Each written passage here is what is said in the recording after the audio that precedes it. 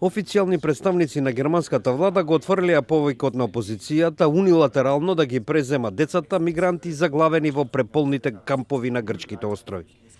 Портпаролот на владата Улрике Демер изјави дека Германија сака да помогне во подобрување на животните услови на сите засегнати страни, но додаде: Es geht hier insbesondere darum, eine europäische Lösung zu finden. Und Deutschland kann das nicht im Alleingang.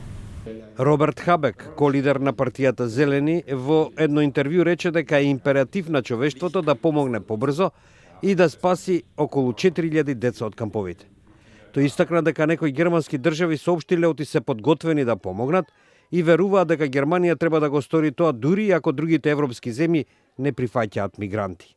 Според договорот од 2016 година меѓу Европската унија и Турција за запирање на приливот на мигранти во Европа, оние што пристигнуваат на грчките острови од блискиот турски брег се држат во островските кампови во очекување на депортација, освен ако успешно не аплицираат за азил во Грција.